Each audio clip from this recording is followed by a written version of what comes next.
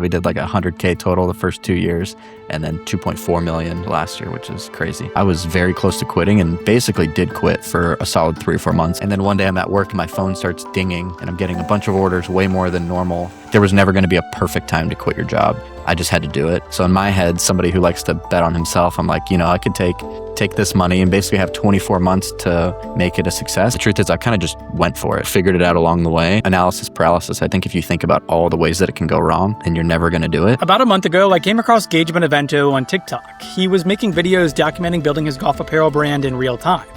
But what I liked the most was the fact that he was not gatekeeping anything. Manufacturers, marketing, sales, what's working, what isn't. Essentially telling people how to do exactly what he was doing. And the more that I dug into his story, the more that I wanted to sit down with him. Because on paper, Gage had everything going for him. 5 years working at Amazon, $200,000 a year, a career that most people would kill for. But like many of us, he was searching for more. Not more money, but more fulfillment and more purpose. So he started a brand on the side with no connections or experience in the industry and no roadmap. Eventually being able to walk away from that corporate job to run it full time. Year 1, $10,000 in sales, he nearly quit. Year 3, $2.4 million. In this video, Gage and I talk about everything from how his golf obsession turned into the business idea, how he navigated starting a brand with zero experience, the unlikely marketing strategies that actually worked, and the journey from zero to $2.4 million in sales. This is a bit of business. What is your name and what company did you start? My name is Gage Benevento and I'm the founder of Haven Golf. How would you describe Haven Golf to somebody who's never heard about it? It's a performance golf lifestyle brand, really focused on creating really niche, cool designs for no matter what you're interested in. Just high level, before Haven Golf and before the idea even came to be, do you always know that you wanted to go into entrepreneurship and start your own business? Yeah. And it's funny. So I grew up, didn't really have any both my parents, neither of them graduated high school. So I didn't have necessarily, a role model or somebody growing up that had done, owned a business before. And it wasn't until I met my stepmom when I was around 5 or 6 years old. And she owned a business and she kind of really instilled in me, what owning a business looked like. And I just observed her, on the phone and, doing her thing. And I thought it looked really, really cool how she was her own boss. So I kind of, I didn't really internalize it at that point. But as I gotten older, I knew that, it left an impact on me. And when she passed away, when I was in college, it kind of motivated me to really start my own business. And then in college, I kind of dipped my toes in e-commerce a little bit with drop shipping and had some success with it, but didn't really love it. It just didn't fit with kind of I wanted to create my own thing. And drop shipping, I'm sure a lot of people are familiar with it, but you're finding something, an already made product and basically just reselling it on your page. So always had that entrepreneurial spirit, I feel like, from a young age and wanted to do my own thing. And then when I started Haven Golf, it kind of just came a little natural to me. What did life look like for you before you started the company? What do you have going on? Yeah, so graduated college and took my first job out of college with E&J Gallo. It was a wine company and liquor company. And it was a sales job, but I quickly realized it was basically me going to grocery stores and stocking shelves and ordering all their wine and spirits, and left that job after about a year and a half. Just didn't really fit with kind of what I wanted. So I moved over to Amazon and started working in operations. So my first job with Amazon, I was working overnight shift, 12-hour days in an Amazon fulfillment warehouse. And so I was basically the manager overseeing a department in a warehouse, and it kind of taught me a lot about operations and how Amazon runs their business. And I got to see, kind of firsthand just how really logistics works in a big company. And then quickly kind of worked my way up through Amazon, worked my way up to, I was an engineering program manager and started to launch fulfillment centers around North America for Amazon. So I was basically building out efficient processes for Amazon buildings so they could run smoothly, and then training the operations teams once they came into the new building on how to use the building. So it was really cool. So then once I moved into my own thing, I kind of had an idea of operations, logistics, and really how Amazon ran their business and put the customer first and things like that. And by all counts and measures, pretty successful for your age. I think some of your videos said $200,000 a year. Is that correct? Yeah. So my first job with Amazon, I was making $50,000 a year on salary, and then worked my way up through the company. And within 5 years when I left, I was making right around $200,000. So I assume it's fairly scary to navigate out of that into something where you're responsible for sure the income, essentially. Yeah. And we had just bought a house and did all that kind of stuff, me and my fiance. So it was definitely a leap of faith. Jumping ahead to when you actually had the idea, when and how did that idea first come about? So COVID, I'm sure as a lot of people, they got into golf when COVID hit. At the time I was living in Austin, Texas, and everything closed down, but they treated golf courses like public parks. So basically they left them open. They just didn't staff anybody there, but it was free reigns for anybody could go out there and play golf if they wanted to. So I had always been, I'd played golf here and there. I played baseball growing up. And so I was always interested in golf, but really got out during COVID, started to play golf a ton, fell in love with it. And like anybody else, you start buying a bunch of gear. So I was buying a bunch of polos, hats, all this different stuff. And I had just noticed like every polo fit me different. Some of them had certain features like the collars that, they had collar lining in them so they held their shape. Some of them didn't. Some put their branding in different places. And I just really started to notice what other brands were doing. And I also saw how much golf was growing. And, me kind of having that entrepreneurial mindset, I was like, maybe I could create something myself, and really just started small, breaking it into small chunks, found a manufacturer, ordered samples, really took my time with it until I found something, that I was truly proud of and kind of put it out there. So really, I mean, the idea didn't find you. You had to go out and start doing things like you were playing golf, you were wearing the polos, you were noticing the issues. What year was that? 2020 is when I first started playing golf, and I didn't start the brand officially. My go live was December 2022, but I had started working on it probably June of 2022 is when I started really working on it. So I got to ask, because a lot of people, myself included, like when they have an idea for a brand or a business that they want to build, typically the first step is they'll go out and they'll Google whatever it is that they want to build. Yeah. They'll see someone else doing it, and then they'll talk themselves out of doing it themselves because they'll say it's already been done. Like that person already has it going for them. Did you experience that yourself? And if so, like what went through your head? How did you get over that hump? 100%. Yes. Especially in golf apparel. Like golf blew up in 2020 and everybody started to make golf gear, whether it was celebrities coming out with golf apparel brands, so many golf apparel brands. And even me in my head, I was kind of wondering, is there enough room in this market for me to stand out? I didn't really think about that too much. I was just, I'm going to create something I'm excited about. And if it works, cool. If it doesn't work, I probably ended up learning something from it. So I kind of just went into it with no fear and really no expectations for it. I knew I had a good job with Amazon.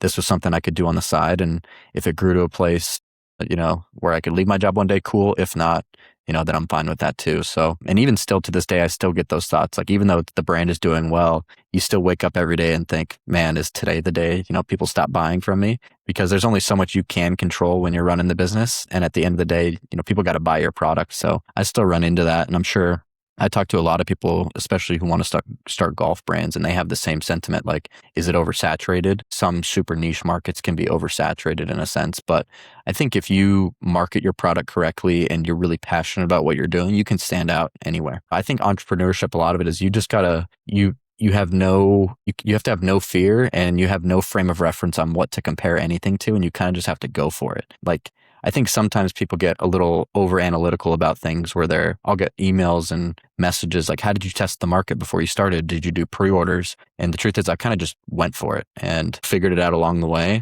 Analysis paralysis. I think if you think about something too much and think about all the ways that it can go wrong, then you're never going to do it. And even once I was a year and a half into the brand, I almost quit, which is, I'm sure we can get into that a little bit later, but I was very close to quitting and basically did quit for a solid 3 or 4 months. I was just putting no effort into the brand. And it wasn't until I put more focus into it and then it finally took off. So, yeah. What was driving you to want to quit after that year and a half? Because a year and a half is a long time to be working on it, for one.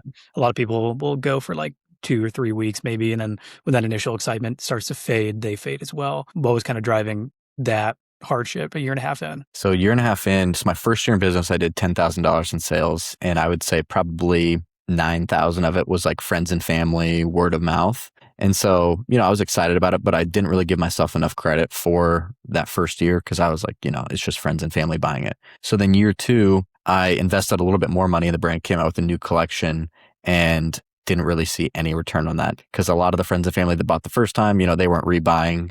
They were kind of just supporting in the beginning. And golf apparel, it's not a consumable. So people aren't going to buy a golf polo and then buy another one, a month later. And I really got discouraged just because I had thought I knew my product was really good. And I kind of had given up on it just because sales weren't coming in. I was spending so much time on it. And my job with Amazon, I was traveling the country. Basically, I was on the road 30 weeks out of the year. So I was constantly, busy and just didn't have the mental energy for it. And it wasn't until someone actually had left a review on my website saying, it was a random person who had bought something and said, this is like the best polo I've ever worn, fits me perfect. And I had started to go through my reviews and I noticed I had all 5-star reviews. Everybody loved the product. So in my head, it kind of clicked that all I had to do was get the product out there. I had to figure out ways to get the product in people's hands because I knew I had the quality product, and it was just a matter of finding those people. That's cool. Like one review. I'm sure the guy didn't think all that much of it, but Yeah. it gives you that oomph Yeah, exactly. to get back in there. So I want to back up because I know you said something that I wanted to touch on, which is that over analytical piece. That overthinking trap is big. So you have the idea for the golf apparel brand.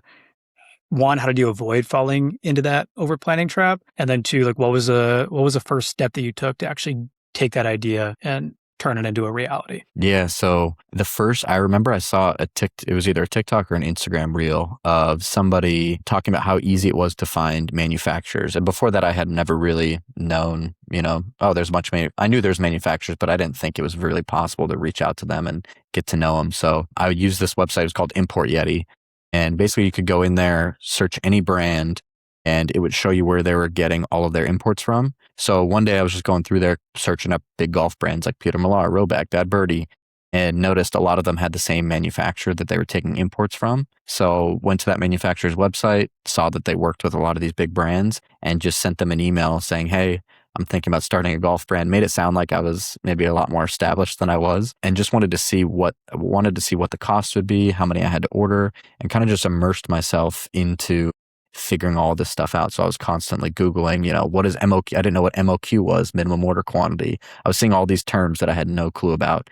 And really, I was just being resourceful and finding things out. And I tell everybody now that, if you're not resourceful, I don't think you'll make it. Like, I get a lot of messages like, how do I start a business? And it's like, man, I don't even know how I can tell you that. There's not really a one size fits all answer there. It's like, you got to get online. And today's day and age, it's so easy. We have so much information at our fingertips that if you do have a question, you can find an answer to it in, less than 5 minutes. So I think just breaking into small steps, and I just went out there and started and got my left foot moving, got my right foot moving, and eventually built the brand. Yeah. It's almost like a pinball machine. Like you go this way, just bounce off and keep going. Yeah. Yeah. And you learn the whole time. It teaches you things. For sure. So you mentioned the minimum order quantity, figuring out how much things cost. Obviously, you need money to start a business, for the website, the designs, the inventory, all of that stuff for an apparel brand like yours. How much was that initial startup cost? And how were you able to fund that initial startup cost? Yeah. So going back to when I started working my job, I had watched a lot of videos on YouTube before I got my full-time job about financial literacy and just making sure you're setting yourself up for your future. So I had been saving money every month in my corporate job, 401k, Roth IRA, things like that. And then also just general, like a high yield savings account. So I'd been putting money away continuously. And I remember after like 3 or 4 years, I was like almost a little annoyed because I saw all this money that I had saved in my 401k and my Roth IRA. And you're like, damn, I can't touch this money until I'm 60 years, 59 and a half or whatever it is. And kind of became motivating to me like, hey, why don't I start putting more money? Like, I believe in myself so much that I think I could create something cool, no matter what it is. Why don't I start putting more money away for myself and, for me to be able to take risks with some money, whether that be investing in the stock market for like on Robinhood or whatever it is. I just started putting money away. And then part of my compensation with Amazon was I got stock packages. So every year, 2 years, I would get a vest and I would get money basically in Amazon stock into my Fidelity account. So I had about $20,000 of my just like fun money, I call it, saved, and looked at it and was like, this is plenty of money. If I wanted to start a business, I could do it. So looked into the cost, figured out for me to get inventory, it was going to be right around $13,000. And I had the money saved, but instead of taking that money out, I decided, to do some research on credit cards. I'm kind of a big credit card nerd. And I saw that there was a business credit card with 0% interest for 24 months.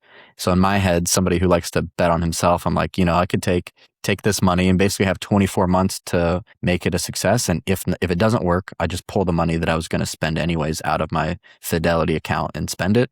But, in those 24 months, that money can probably grow a little bit more in the market. And so it kind of became a no-brainer for me. So took out the business credit card, created my LLC, did all that fun stuff. And spent $13,000 on my first wave of inventory for the business.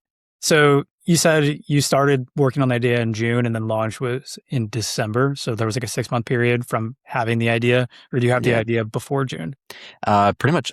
It's funny. I don't even remember when I got the idea. It was probably right in June. I'm very like spur of the moment type of person. I probably saw it and the next day started working on it. Yeah.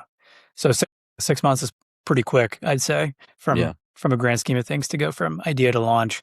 So you've been working on it for 6 months, probably quite a bit to turn it around in that amount of time. And at the same time, you're figuring out what even the basic terms are for an apparel company. Yeah.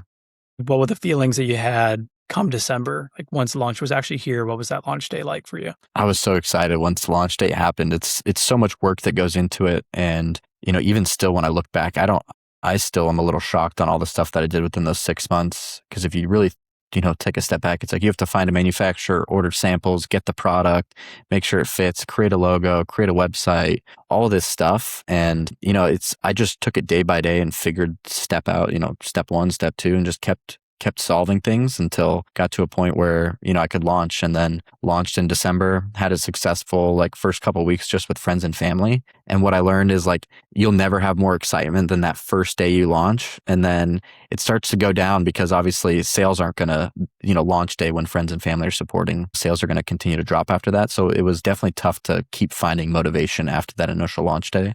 But that initial launch day was awesome. It's cool to see something that you built out there in the world. Yeah, like pushing through that lull after such a high is probably Yeah. super difficult. So you're figuring out a lot of stuff. You said you spent $13,000 on that first round of inventory. Was there any like equation that you use? Like how did you figure out how much inventory you were going to start with, how much you were going to order? Yeah, I wish I was a little more smart about that, honestly. So I had started thinking about designs back when, or before I ordered the inventory, and my design process was literally just screenshotting things that I thought looked cool. So like one of my early designs was called Cotton Candy Skies, and it literally came from me being outside during a sunset and seeing like the colors of the sunset. I was like, oh, maybe that could be a cool design. I would take inspiration from anywhere. So when I created my first 6 designs, I just saw 6 designs that I liked, and I was like, you know what, I'm going to start with 6. And my thought process was, didn't want to start with too few so the website didn't look legit, but then obviously didn't want to start with too many. So I settled on 6, and I tell people looking back, I probably could have started with 3, because out of those 6 designs, one of those products became a winning product, like a winning SKU for me. And the other 5 to this day are probably my worst selling polos on the website, which is funny to think about. What was that? Well, I guess first off, are you a designer outside of that day job? Did you know how to design already? No. How did you figure that out? I had zero idea on how to design anything. I'd say I'm a creative person mentally, but putting things out there, like I don't know how to draw. I have the worst handwriting. I don't have any experience with like graphic design apps or anything like that. I've since kind of learned a little bit, but I actually used like a freelance website called Fiverr, and I had some experience with it in college, and really just, it's a marketplace where you can find freelancers for anything. So literally just searched graphic designer, found this one guy who was based in, I believe, Pakistan. And he was like, I'll jump on a call with you and you kind of tell me your ideas and upload your inspiration to like a Google Doc. And he was like, I'll make them for you. And he had unlimited revisions. So we went back and forth for probably about a month or 2 months of that process, was just figuring out the designs until he got them kind of to where I wanted them. And it was just a matter of, hopping on calls and explaining something that I had in my brain and getting somebody else to help me put it out there. And that sounds like the messy middle of like figuring out what to do and how to actually turn it into reality that a lot of people oversee in their head when they're like, I want to start a business. Like they don't think about those tactical, just like confusing steps in between. Yeah. So you had 6 designs total. 1 of 6 was a winner. What was that one design that won, and how well did that one perform? Yeah. So that first one that worked, it was called it was called Mamba. So it was kind of a play on like Kobe Bryant and the Lakers. So it was like a snakeskin pattern, purple and black with gold accents on it. And that one did really well just organically. I didn't run ads for my first 2 years of running the brand. So it was all organic. And I had sold out of that design within probably like a year of starting. I sold out completely of that. But looking back, it was kind of dumb. I didn't have enough. I probably had the money, but I didn't want to spend more money restocking that one for whatever reason. And I was more focused on creating more product lines. But then when I really found success is when I took a step back and looked at that Mamba polo and figured out why did that work. And it's because people related to, Kobe, the Lakers. It was a unique design, but it related to something emotionally that they felt invested in. So I kind of carried that over then in my future designs and thinking, how can I kind of tap into this same sort of emotional type marketing? And that's when I created, my college designs. So I have college town designs I kind of found inspiration on those from like the Starbucks mugs that you used to be able to find for different cities. And they had little niche pieces from each city. So if you were in Seattle, it had like the Space Needle on it and just like random little things like that. So I started to create more designs that would hit on people's emotion and things that they related to. And that's really when my business took off. Were you researching like Oh, yeah. important things in that town to put on the shirt? Yeah. And so like, I'm a big college football fan. So I knew a little bit. And there's some brands that do a lot of license deals in college football polos, but I noticed they're all just very generic. Like they'll take the license for the school's logo, they'll put it on the polo, and they just repeat the school's logo on there. So I was thinking, what if I could create something very niche that was very unique to each school or to each college town and put that on there. So then people see it and they feel, like, wow, this really relates to me. So yeah, I literally would go on Google and look up what is this school's, like what's their bar district in their town, and I would find their street sign on Google Maps and copy that exact like look of the name of the street sign and put it on the polo. I would find, if they had like a mountain, like I went to Arizona State and it's called A Mountain with just our A on it, put that on there and started just copy that process for other college towns and create these polos for them. So at that point, you're not running paid advertising. You said you were doing only organic. What did that organic promotion look like? How are you getting the word out? Yeah, so mainly through social media. So I would, in the early days, back in 2022 and 2023, I wasn't the best with social media. So I would literally just search like hashtag golf, and I would go to people's pages that had posted anything about golf and start commenting on their stuff and really just interacting with a bunch of people in golf. And eventually that got people to reach out to me saying, hey, I saw your brand, love to promote it, and kind of became selective in who I would allow to promote the brand. And I reached out to journalists. I reached out to probably hundreds of journalists that wrote for Golf Digest, NBC Golf Pass, all these random publications. And at the bottom, you could see who wrote the article. I would reach out to them on LinkedIn, Instagram. If I could find their email, I'd send them an email. And I wasn't asking them to write a review. I was basically saying, hey, I'm a newer golf brand. I know you test a lot of golf stuff out there. I would love to send you something to just get your honest feedback on it. And one day, finally, one guy had gotten back to me, sent him some product. He kind of let me know, hey, I received it. Everything looks great. I love it. And then I didn't hear from him again. So I kind of thought, okay, that's all there is there. And then one day I'm at work and my phone starts dinging and I'm getting a bunch of orders, way more than normal. I used to maybe get one order a week, and all of a sudden I had gotten like 15 orders in an hour. And so I went into Shopify, and you can see if they came from a landing page or a specific link where they came from. So I went through one of the orders and it said it came from NBC Golf Pass article. And so I clicked the link. And sure enough, this guy who I had sent gear to wrote an article about me. And it was like, the title of the article was the hottest new golf brands of 2023. And I was included in that with a brand like TaylorMade. And it was really cool. And it, kind of took my business off for a solid, 2 or 3 months there, just from the organic traffic going there. So I always tell everybody, if you're going organic, you got to think outside the box. And, we can get into it a little bit more, but there's so many little things that I did that I think really compounded over time and helped me grow. So the little tactics, if you don't mind touching on that a little bit now, Yeah. like the other small organic tactics, what were some of those that you were using? Yeah. So this one's a little funny, and I've told people before, and like, oh wow, that's, I would have never thought about that. But if I did get an order that came in, and you can see on Shopify where people's address is, where they live. So say someone came in and they were from a big city like Seattle, Washington, or wherever, and then you can look up their address. So it's a little sleuthy, but I would look up their address and say they lived in a big, multi-million-dollar home and it was close to a golf course or something like that. I would include a little note in their order and give them something for free, like a free hat or a free hoodie.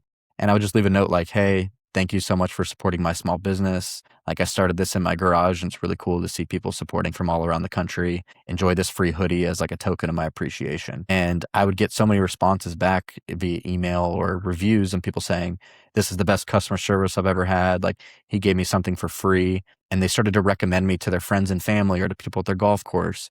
And I think over time it just snowballed. Those just little actions like that of giving away a free polo could turn into 3 or 4 customers. And also then that customer now becomes essentially a customer for life, because you did something great for them, something that a lot of bigger brands can't do. So I really stepped back and looked at what are my advantages as a small brand as compared to the bigger brands. The big brands, they're not owner's not going to email you and thank you for your order or send you a handwritten note. But as a small brand where I'm only getting, a few orders a day, I can take the extra few minutes to do that. And it really stands out in the customer's mind. So I started to pivot my brand to focusing on hitting on that small business side of things and really putting myself behind the brand. Yeah. So pretty much building just brand affinity as much as you possibly could with those Exactly. customers who might come back. 100%. So that first year in business, what was that like? What was the revenue like? So that first year, launched in December 2022. So I don't really count 2022. I did like just $1,000 in sales, but first full year was 2023, did $10,000 in sales. And that was a lot of friends and family, like word of mouth, some organic traffic. And then in 2024, the next year, that's when I started to take off and I did $92,000 in sales. And that was that was just a lot of my organic stuff working. I had no idea what I was doing. Like I was like a baby deer, I feel like, just walking on ice and kind of just figuring things out every day. And, it's crazy to think, like, if I think about what I knew back in 2023 compared to what I know now, it's light years difference. I truly didn't have a clue what I was doing. I was just trying back then and throwing things at the wall. So then in 2024, when I hit $92,000 in sales, it was really, a lot of those organic growth tactics. I reordered the Mamba Polo, ended up selling out of it like 4 times that year, and just coming out with new designs that kind of hit on that same emotional marketing type identity based thing. And finished that year at 92K, and I was ecstatic. Honestly, that was, I was completely happy with that. And I remember doing math in my head, like, okay, if I could just sell, 2 polos a week, and, if I could just make an extra 40 grand a year from this, like, this is a great side hustle. And it's funny because then every time you kind of beat some of those goals, then the goalpost moves, and then you're like, well, what if I could do $1 million in a year? What if, it's funny how your brain always just chases more. Yeah. Once you hit the target you set, you're like, damn it, I Yeah. got more in me. So yeah, at that point, you're doing over 90,000 in revenue. You're still working a 9-to-5 job, the corporate job. What was that like? Because you're traveling a lot. You're trying to balance building this growing business.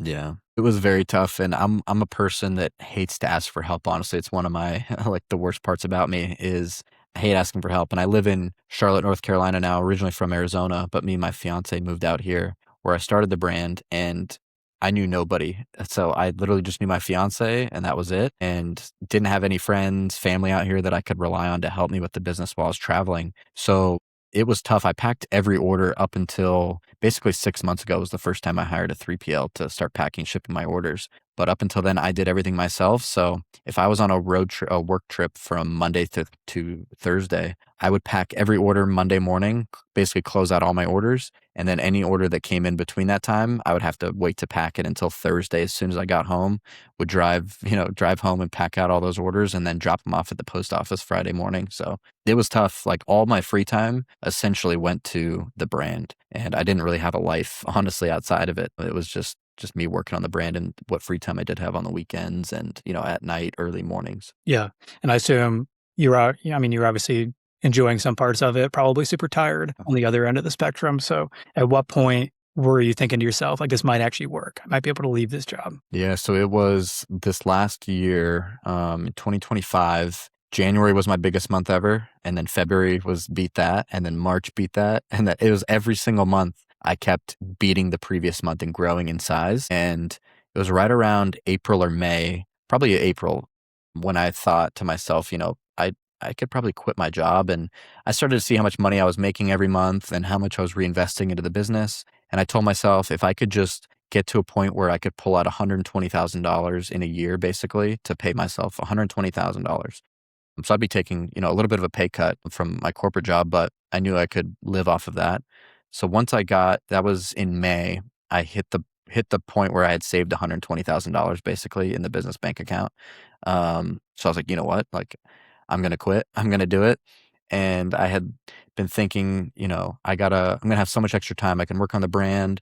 And then I was like, I need to start posting on social media. I started to think about how I was going to build my life, outside of working this corporate job. So really did a lot of game planning, watching a lot of TikTok videos, seeing where I could fit in, like what niche that is. And then also, what was coming next for the brand, and took that dive in June. I told my boss, we were in Texas on a site visit, and told them right then, I was like, hey, just to let you know, I have a business that I've been working on the side. He kind of knew about it, but he had no idea like if it was doing well or, what that was. And kind of showed him the numbers and was like, I'm going to take the chance here and quit. And he was super supportive. He's an awesome boss and was like, dude, this is so cool. Like, you got to do it. And yeah, did my last 2 weeks there and left. I want to Yeah. zoom in a little bit on that because I feel like that's a big kind of turning point for you in building the Yeah. business. What's going through your head when you're about to quit that $200,000 a year job? It's scary. Actually, so my fiance, she was raised like very, I guess, like in a corporate sense, like find a safe, sustainable job, work your 9 to 5 and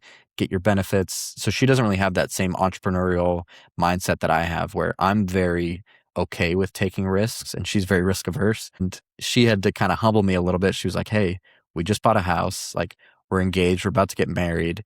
And like, you're making good money. You did all this work to work your way up through your corporate job. And now you're going to like quit for a business that's less than 3 years old. So it did force me to kind of take a step back and look at it. But I just had the confidence that this business had more room to grow. And I had kind of figured out with my marketing strategy and kind of the brand evolving to where I had gotten it and seen that success month over month. I knew that I could keep it going. So I knew there was never going to be a perfect time to quit your job. I just had to do it. And once I put myself out there and quit my job, and then you rely only on yourself, that's like when the business really started to take off just with my extra time. And how much revenue has the business done overall now? So last year we did $2.5 million in sale, or 2.4 million.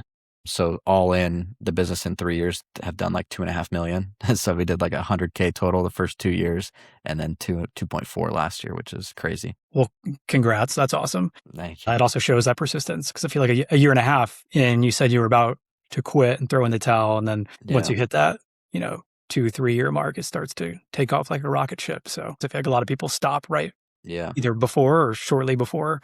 They're gonna make it, and they consider it a failure before it actually is. So I think that's cool that you pushed on for several years before you saw that massive return. Social media, I mean, that's how I came across you. You're on there now documenting the growth and everything. But beyond that, like one of your first videos literally shows step by step how to start a business like yours, which I think is really cool. You talked about what platforms to use, how to work with manufacturers. You've gone into that in this call. Like, what motivated you to take that route instead of gatekeeping that information and kind of putting yourself up on that pedestal on social media? So my passion in life truly is to help other people. Like, I do a lot of volunteering work on the side. I do like, it truly brings me happiness. Like, I used to love watching those TikTok videos of people that, find random strangers and, give them money or go to their restaurant and bring them a bunch of business. Like, I love that type of stuff. So obviously with the golf brand, like, it's cool. I'm selling polos and I'm making people happy like through my product, but it's not the most fulfilling thing in the world. So I wanted to figure out a way that I could give back. And I knew a lot about entrepreneurship. I knew a lot about starting a business. I'm in the middle of doing it. So why not document it? And the only way for me to be like truly authentic about it is to just share everything and help other people. And I truly believe in the, if you're a good person, good things come to you. So, the more good that I can put out in the world, I think it'll come back to me. So, teaching everybody that it's not that difficult. Like, I mean, it is difficult. Don't get me wrong, but it's not as hard as what it may seem to start a business. And if you just take the small steps and if you just have somebody out there that can just guide you in the right direction and get you moving, that's kind of what my goal is just to help people break it down into small steps. And TikTok's perfect for that because it's just quick little videos. And I don't see a point in gatekeeping, and a rising tide lifts all ships is one of the sayings. So I figure if we can all raise each other up, then we'll all be better for it. Well, I think that's awesome. Thank you for taking that route, because I feel like for a lot of people, it really helps them with that overthinking part that we were talking about, where if they're, they're sending you DMs like, how do I find a manufacturer? And you just have to Google and reach out and talk and, try one, try the next. So there's not like a linear path. So I think that's awesome. Bigger picture, where do you see Haven Golf in 10 years? Yeah, in 10 years. So it's funny. I try not to get over my skis too much. Deep down, I think Haven Golf can be like one of the biggest golf brands. But my goal is just now. So last year grew 2,500% a year, which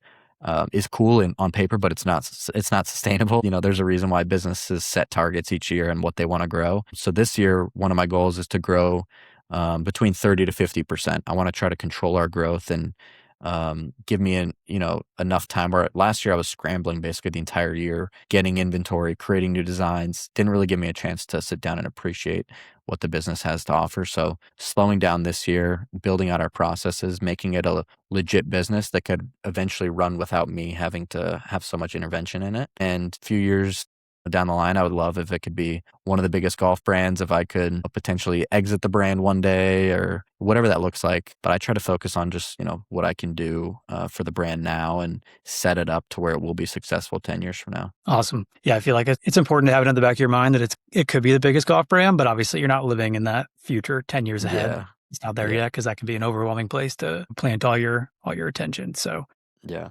I want to turn real quick and just the last part of our conversation, do more of a rapid fire. So these are questions that I have listed down and then just answer first thing that comes to your head. So the first one, if you could go back to day one of the business, what would you warn yourself about? I would say there's going to become a point where you want to quit, and the launch day is the happiest you're going to be, and it's important to keep going. What are the hidden costs of running a golf apparel brand? So many. So right now I'm actually in the process of switching 3PLs, so a third-party labor team that packs and ships all my orders. And I went with one because I was scrambling and picked one, didn't do enough research on them, ended up being terrible and lost a bunch of my orders, probably lost thousands of dollars with them. So now I have to pay a tractor trailer to drive to Florida, pick up all my inventory, and then drive it to my new 3PL. So I'd say, yeah, there's a bunch of hidden costs. That one could be the same answer for this one, but what's been the biggest oh shit moment that you've had since starting the business? Yeah, I'd say the process of getting into a 3PL. I was packing and shipping all of my own orders up until the point where I was consistently getting 100 orders a day. And it was crazy. On paper, 100 orders doesn't seem like too many, but that takes like 6 hours to pack myself. So think every day you have to allot 6 hours to go pack a bunch of orders. And if you miss a day, then that turns into 12 hours the next day. Or if you miss 3 days, then that turns into, 18 hours. So it can become overwhelming. And I think, finding people that you trust and asking for help is really important. What's the best decision you've made to grow the business? Best decision. So I actually hired one of my good friends from college. He came on board with me this last year to help me out. And that was the best decision ever because we both have different skill sets and it just allows me to do more of what I'm good at. And it takes a lot of the busy work that I used to hate off my plate. So you're doing $2.5 million in revenue total. Does the fear or self-doubt ever actually go away? No, it's with me every day. Even I'll have a bad sales week or a bad sales day and you're like, is this it? Is this the moment where everybody stops supporting me? So I think there's always going to be self-doubt. And I think that just means that you care. Like I just care so much about trying to be as perfect with the business as I can be. So that self-doubt's always going to creep in. It's just important to trust yourself at the end of the day. What's the real minimum amount of money that you would say it would take to start a brand like yours? I'd say you could start a brand depending on what you're starting, but if you're starting a golf pro brand, you could probably start with between $3,000 to $5,000, I would say. And then two more here. First one, what's the expectation versus reality of building a multi-billion-dollar business? The expectation, I really didn't have any expectations, but the reality is every day there's something new and there's no playbook that you can just open. Like if you're at, your corporate job, this issue comes up, you're like, oh, I just reach out to this team and they'll take care of it. Or, this is what I do. You don't know what the different levers are, what you should do. And a lot of times you're just guessing and you're taking a chance on something and it might fail completely. And then you got to try something else. So every day it's, you just got to figure it out. And then last one for the people watching, what would you tell them if they want to start a business, but fear is that one thing that's holding them back from doing it? Yeah, I would say break it into small chunks. So if you look at starting a business as a whole, it's very overwhelming, can sound like a lot. But if you just tell yourself, hey, week one, I'm just going to reach out to 10 different manufacturers and see what they say, then start there. And then once the ball gets rolling, like momentum is your best friend and you'll get motivated. Once you get those first samples in, you try them on, you're like, whoa, like this is, I'm truly creating something. Like you just got to start. And I'd say break it into small chunks. Awesome. Well, that was great. I really appreciate you taking the time to talk today. For anyone out there that wants to find Haven Golf for yourself, how can they find it? Yeah, so Haven Golf Company. So www.havengolfcompany.com is our website. And then on Instagram, Haven Golf Co. And myself, I'm on TikTok, try to post daily. It's Gage, my name, Gage Benevento.